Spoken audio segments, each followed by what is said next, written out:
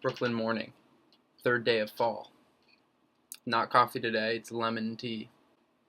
A little wellness day.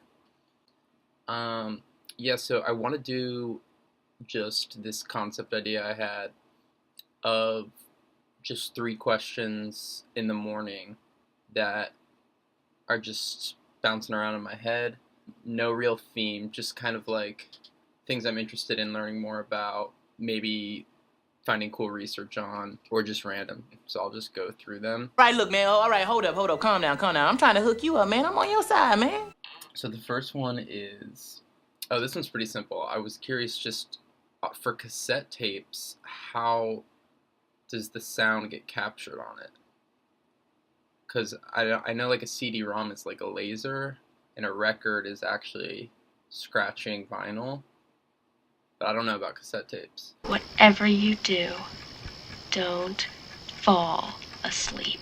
So number 2 is, I'm wondering like which U.S. monument or structure will last the longest. So do we have an equivalent to like the pyramids or the Colosseum? And when I was thinking about it, I don't really see necessarily any structure lasting that long. I don't know what the pyramids are made of. I don't know, like though I feel like the Washington Monument would be pretty cool to be like a ruin just sticking out of the ground. But I'm not sure. There's the Statue of Liberty, but that's so small. I think that will be known for the Constitution, probably. That'll be like the Magna Carta or Hammurabi's Code.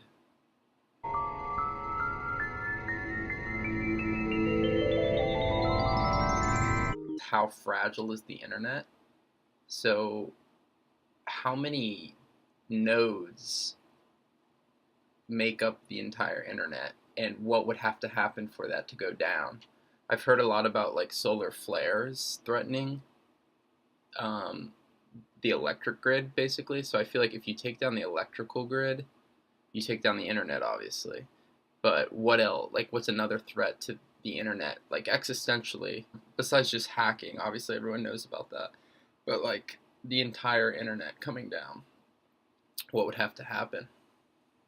I don't know. See, I don't know much about the internet in terms of like servers, and any of that. Let the man get high if he wants to get high. Oh yeah? You know, like when astronomers study space and study the stars, and cosmologists, they're looking at light that's traveling super long distances, and even though it's going the speed of light, it takes so long to reach Earth to be visible that, you know, they always say the stars you're looking at in the night sky are already exploded. They're already dead.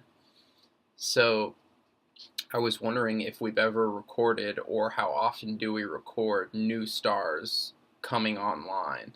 So basically, even though those new stars to us might still be dead, can we view their birth from a long time ago, and then all of a sudden there's a new star there? What is the transmission? I'm wondering like which field of research or study, like which industry basically, right now is the most exploratory, irreverent, least beholden to conventions, sort of like innovative. Because, you know, you read about like physics in the early 20th century and late 19th century, and there was just like a boom of research, and we were discovering, you know, electromagnetism.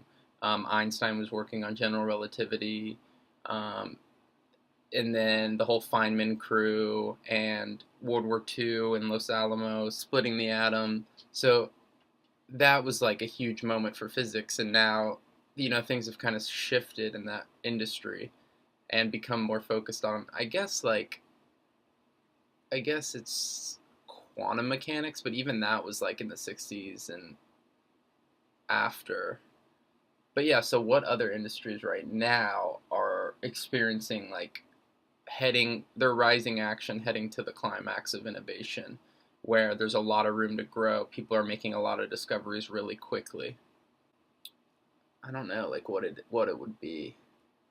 Why are you running? Are you doing this for world peace? Are you doing this for the homeless? Are you running for women's rights? Or for the environment? Or for animals? Oh, so I'm wondering like what it actually means to think for yourself.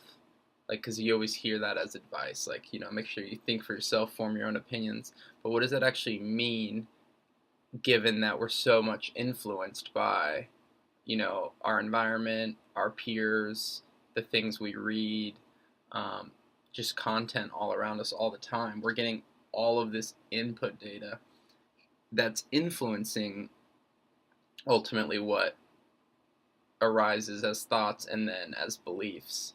So what does it actually mean to think for yourself? And when I was thinking about this, it kind of comes back to that Cartesian method of just questioning your own assumptions, because it's inevitable that you're going to have thoughts and beliefs that you claim as your own. I believe this, I believe that. But really, you can trace their lineage back to a source outside of yourself, of course. Even for really deep things like what you want to study, your career choice, the music you like, the movies you like.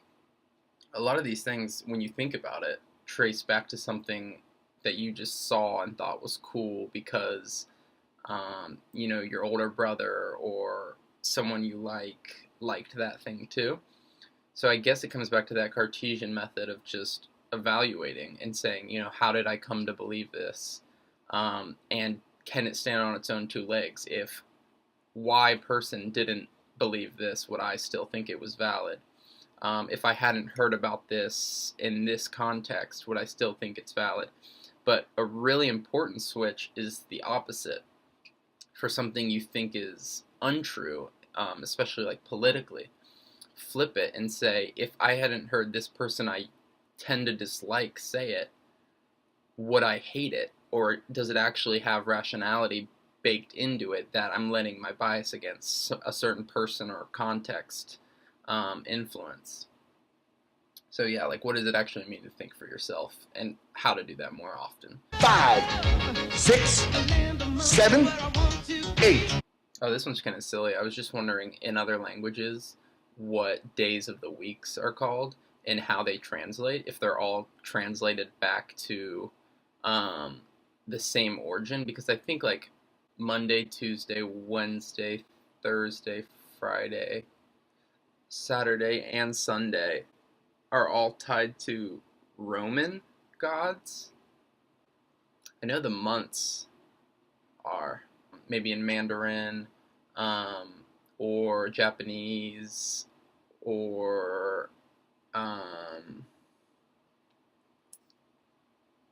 Arabic. Yeah, I don't know. I'm just wondering if there's other origins for the days of the week. They're referred to something that has a different root. Yeah, that's it. So it's basically the vibe. It's just I woke up and just wrote like a few thoughts that were in my head, and I'm just gonna talk about them. But yeah, that's it. If you know of any cool research or anything tied to the questions or information, just comment it below. But yeah, that's it. Thanks.